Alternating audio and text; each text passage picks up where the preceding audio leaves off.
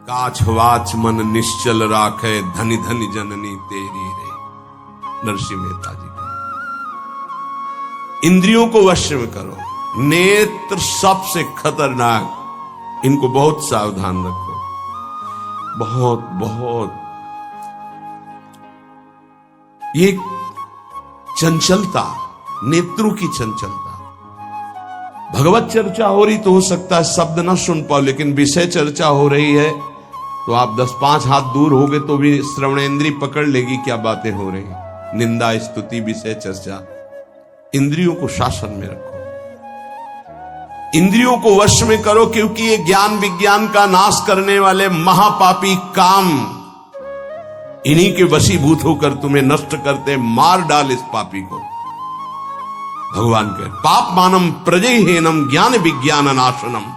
मार इस काम को, नष्ट कर। तस्मात् तुम इंद्रियाण्यादौ नियम भरतर्षभ। ये महाभारत सबको लड़नी पड़ेगी, महाभारत सबको लड़नी पड़ेगी। अगर आपको अपने स्वराज्य सिंहासन पर बैठना है, मुक्त होना है, तो ये युद्ध स्वीकार करना पड़ेगा, ये चुनौती स्वीकार करनी पड़ेगी। भगवान कह रहे इंद्रियों को वश में कर, ज्ञान विज्ञान का नाश करने वाले इस महापापी काम को अवश्य बलपूर्वक मार। भगवान आदेश कर रहे हैं पापमानम प्रजहीनम ज्ञान विज्ञान नाशनम। तस्मात् तुम इंद्रियाण्यादौ नियम भरतर्षभ। इसलिए पहले इंद्रियों को काबू करो।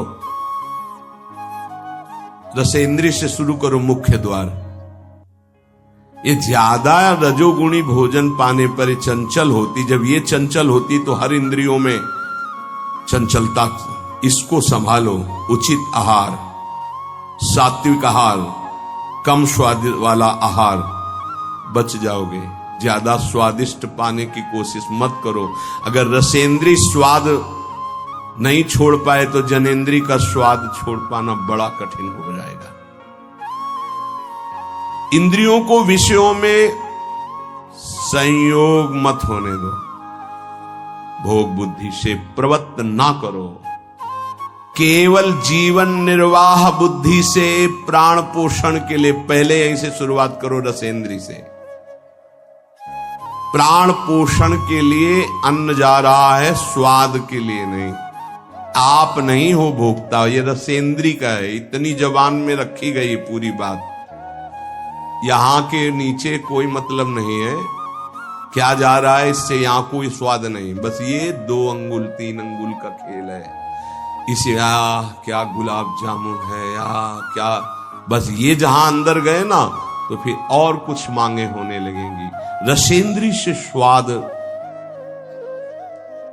अब अगर जरा सा नमक कम हुआ तो हल्ला मचाने लगे, नमक लाओ थोड़ा कम है। भैया किसके लिए स्वाद बना। कभी कभी तो मनाओ कि नमक डालना भूल जाए, फिर देखे कैसा लगता है। कभी कभी बिना स्वाद के भी भोजन पाना चाहिए। हाँ, ऐसा करो। मन चंचलता रहित हो जाए, इसके लिए सात्विक भोजन करो। अच्छे अच्छे पदार्थ इसको दिखा दो। हाँ, जैसे आज साधु सेवा, भंडारा, ऐसे जैसे होता है कभी ऐसा उत्सव आदि में दिखा गुलाब जामुन। जब परोसने आवे तो क्यों आज थोड़ा उधर ऐसे बस दिखा, वो चले गए। हाँ बोल दे अंदर। हाँ, गरम गरम धुआं उठता हुआ समोसा, हरी चटनी, लाल चटनी और वो सेवई नमक वाली। हाँ ऐसे। अब ये खा के तुम ध्यान करोगे किसका? अब ये निर्णय तुम करो। ये चीजें खा के तुम ध्यान करोगे, प्रभु का तो ध्यान होने वाला नहीं। सात्विक भोजन पाने से हमारे अंदर भजन की वृत्ति बढ़ती है, और रजोगुणी तमोगुणी भोजन पाने से भोग वासना बढ़ती है, निद्रा प्रमाद स्थिति आती है। बिल्कुल सच्ची बात समझो, ये 3 गुणों से हर सामग्री बनी हुई। इसलिए संतों ने निर्णय किया आप ये पा सकते हैं, ये पा सकते हैं, ये पा सकते हैं। खूब अनुभूति विषय है, इसलिए मना किया गया। आप ये नहीं पाएंगे। क्यों नहीं, भगवान ने तो सब कुछ बनाया है पाने के लिए, तो पाने के लिए भी बनाया है, तो फिर और व्यवस्था भी भगवान ने बनाई है। रौ नरक, अंधतामिस्त नरक, ये भी भगवान ने बनाए हैं, तो इनका भी स्वाद आप लीजिए। सावधान शतोगुणी भोजन संयम पूर्वक पाइए, नाम जप करते हुए, और इतना कि बस लगे कि हाँ, थोड़ा वजन लगने लगे कि हाँ हो गया, बंद कर दो, शाम के फिर पा गए। कोई तुम्हें तो ये है नहीं कि पता नहीं मिले कि ना मिले, कई दिन मिले कई दिन ना मिले, उसमें होता है कि अब जो मिला है डाल लो, पता नहीं कई दिन बाद मिले। तो आप लोगों को तो एक मिलता है, तो संयम में आपके प्रयास व्यवस्था श्री जी ने सबकी कर दी। तो संयम से आहार, और अच्छे पदार्थ ना लो तो अच्छा है, अगर लो तो बहुत कम लो, थोड़ा। खीर हटाओ और सब कुछ अब पीने दो, तो वो मन, खीर में नुकसान नहीं है, गुलाब जामुन में नुकसान नहीं, वो जो मन को बढ़ावा मिला रसेंद्री के द्वारा, अब वो इतने में तृप्त नहीं रहेगा, वो और इंद्री को लेकर के भ्रमण करवाएगा हमको। और जब इसको मारना, जैसे मन हमसे गलती करवा देता है तो क्या खाओ, गाल में मारो, तो त्वगेंद्री पिट रही, उससे क्या होना है। इसको कैसे मारा जाए, इसको ऐसे मारा जाता है, ऐसे। जैसे गुलाब जामुन, भैया आज हमारा पेट दर्द कर रहा है, वो कहेगा नहीं, कहो नहीं नहीं, बिल्कुल नहीं कहेंगे। वो जो मन को पीड़ा हो रही, अब वो पिटाई हो रही, साधक मन को वो दुलार करता, पीट नहीं पाता। इसको पीटना सीखो, बहुत जल्दी ठीक हो जाएगा। ये कहता है आज ये देख ले, हाँ हाँ बढ़िया, चलो चतुरासी जी शुरू करते हैं। वो कहेगा नहीं नहीं, चतुरासी जी शुरू कर। उसको मारना है तो उसके विपरीत चलना पड़ेगा। साधक से गलती होती, मन को मारना है और वो मारता और किसी को है। आज ये नहीं कहे, आज ये नहीं, आज ऐसे नहीं, आज अच्छा मान लो आप परिक्रमा दे आए, तो शरीर को पीड़ा पहुंच रही, मन को कोई फर्क नहीं पड़ रहा। मन जिसको चाह रहा है वो चीज उसको ना दो तो उसको पीड़ा होती है, और उस पीड़ा को आप अपनी मान लेते हैं, इसलिए दुलार करते हैं। इस राशि को समझिए, मन की पिटाई जरूरी है, और ये इतने सुरक्षित रहता कि इसको दुलार करना होता, पीटना होता नहीं। इसकी पिटाई है कि ये जब जो मांगे आज ऐसे, तो दिखा दिया कि हाँ देखो ये है, मिलेगा नहीं तुम्हें पाने को, और वो जलन पैदा करेगा। 5 ही मिनट का चांस है, 1-2 बार केवल आएगा ये कि गुलाब जामुन गुलाब जामुन, फिर बाद में तो मिलना। और रोज कौन मिलता है, हाँ नहीं कोई बात नहीं है, धैर्य रखिए। और अगर वहां सब कुछ बना हुआ साथ में केवल खिचड़ी, तो खिचड़ी परोसा लीजिए, वो जलेगा, आप देख लेना वो जलेगा। ऐसा क्यों कर रहे हो, इसलिए कर रहे हैं कि हमें श्री जी चाहिए। बदमाश, तुझे हम जो दे, फिर इसके बाद हमसे और मांग करेगा।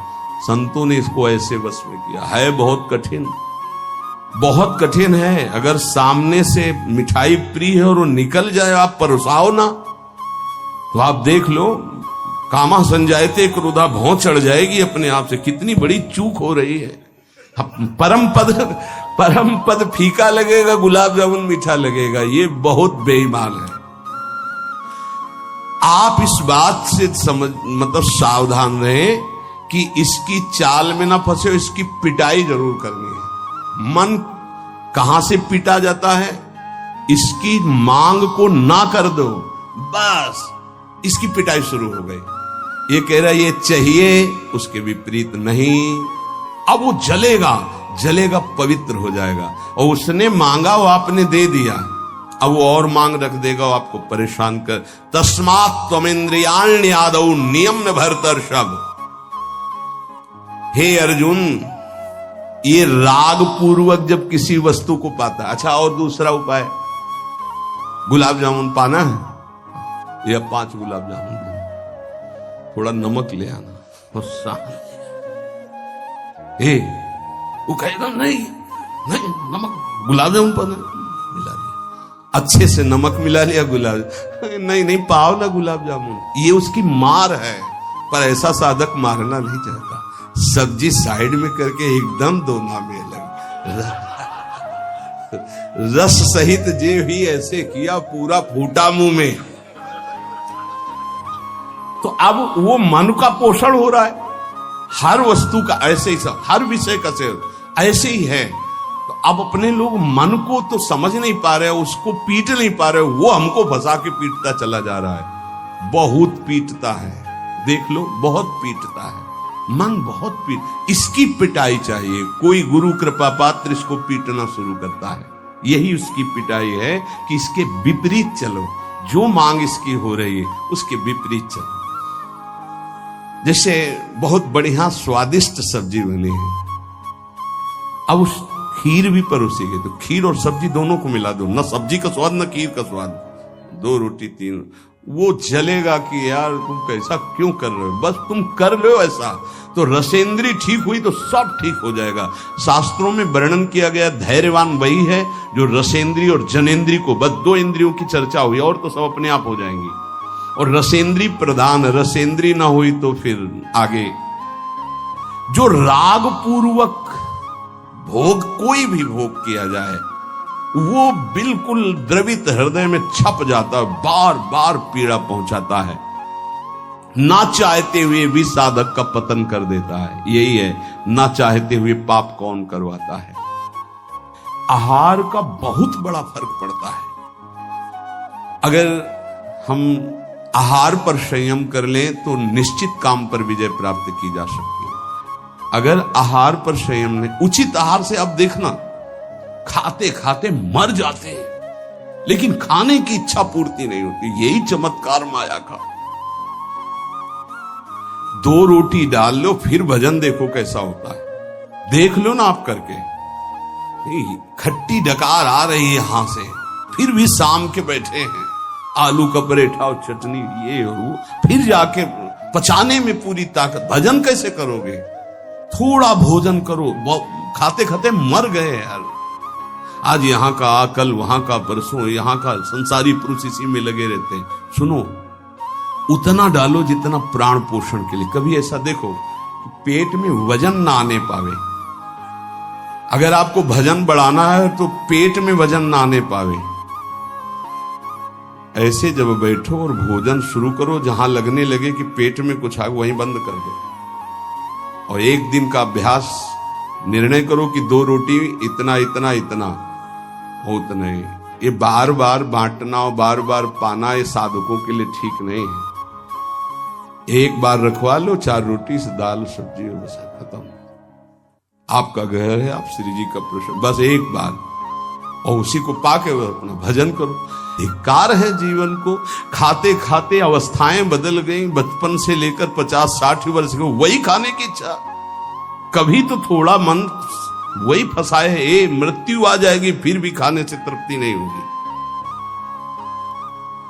एक बार इस रसेंद्री को काबू में किया जाए, भोजन पर सावधान, थोड़ा अल्पाहार, इतना जिससे हमारे प्राणों का पोषण हो जाए, सब ठीक हो जाएगा। आप देख लेना, अल्पाहार। अगर भोजन सुधार नहीं होगा तो फिर भजन में सुधार नहीं होगा। भोजन, बहुत प्राण शक्ति प्रबल है आपकी, ऐसे नहीं निकल जाएगी। बहुत प्राण शक्ति बलवान होती है। वायु, अन्न, जल उचित चला गया तो खूब साधना बनेगी। इसलिए कोई भी वस्तु राग पूर्वक सेवन न की जाए। ये ज्ञान मार्ग, भक्ति मार्ग, जो मार्ग के उपासक, उनको इस बात पर विशेष ध्यान रखना, चाहे गृहस्थ हो चाहे विरक्त हो।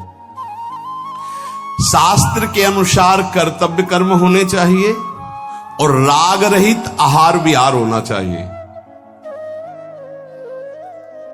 पूज्य श्री पंडित गया प्रसाद जी के शिष्य मास्टर बाबा, उनके पास जितने साधक रहते थे तो उनकी सब्जी में नमक नहीं, खीर में चीनी नहीं, ऐसे ही उल्टा सीधा बनता था। तो जानते हो कैसे साधक रहते थे?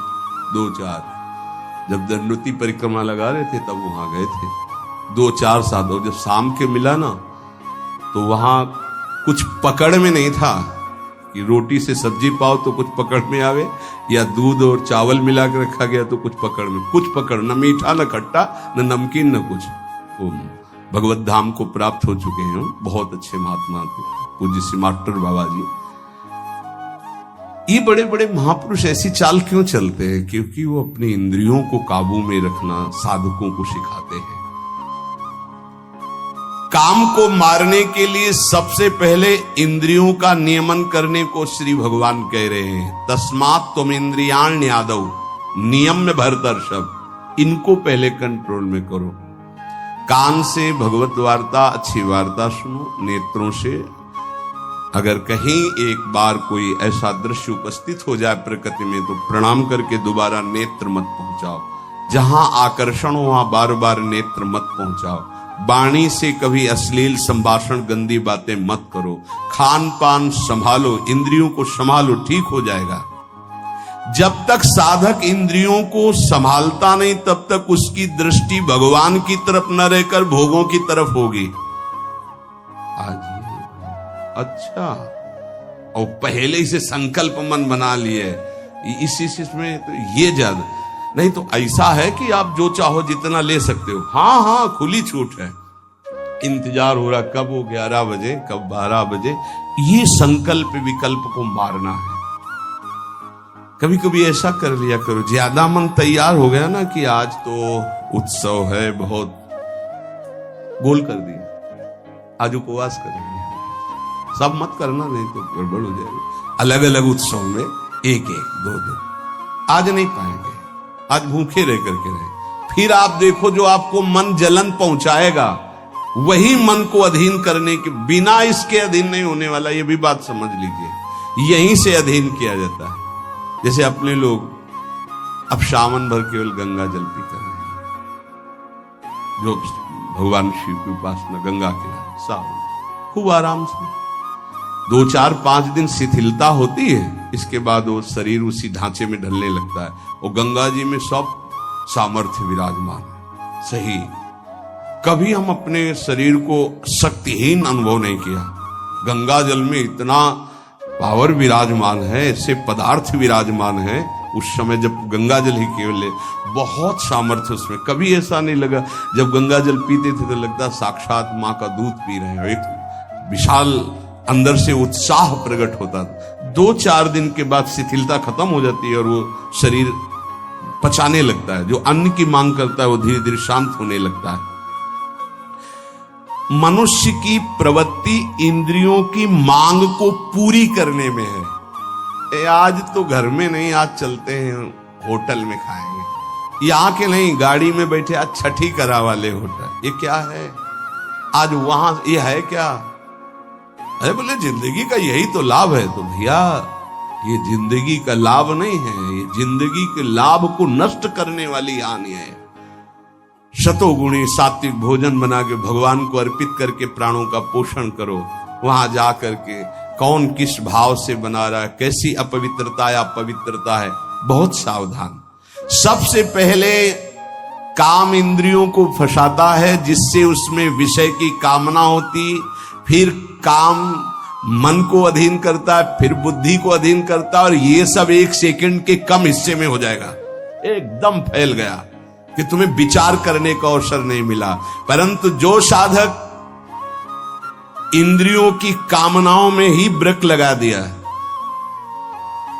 भगवान कह रहे हैं वो भावपूर्वक कर्तव्य का चिंतन करता है। नहीं, ऐसे साधक को शीघ्र भगवत प्राप्ति हो जाती है। ध्यान दीजिए, सबसे पहले इंद्रियों में ही काम पैदा होता है और विषय को विषय आकर्षण करता है।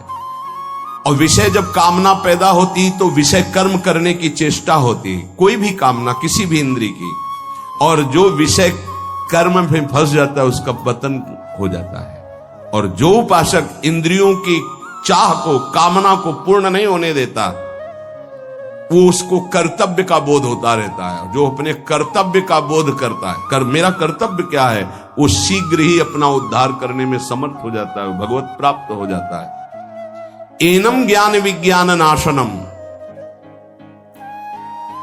ये ज्ञान विज्ञान का नाश करने वाला काम है। तुम्हारा कितना भी अनुभव ढक देगा, कितना भी बुद्धि आपकी प्रवीण हो, बड़े बड़े जवाब देने वालों को लाजवाब कर देता है। ऐसा है, काम ऐसा है कि बहुत जवाब देने वाले को जवाब रहित कर देता है। उसका उत्तर नहीं दे पाओगे जब काम तुम्हारे अंदर प्रश्न करेगा। विज्ञान अनुभव साधना का सब ढक देगा, ज्ञान विज्ञान दोनों को। तत्व ज्ञान का यहां बात नहीं है, क्यों? ज्ञानी का शब्द है शास्त्र ज्ञानी से, बोध संपन्न महापुरुष से नहीं स्वात्मारामम विषय मृग तृष्णाम भ्रमयति।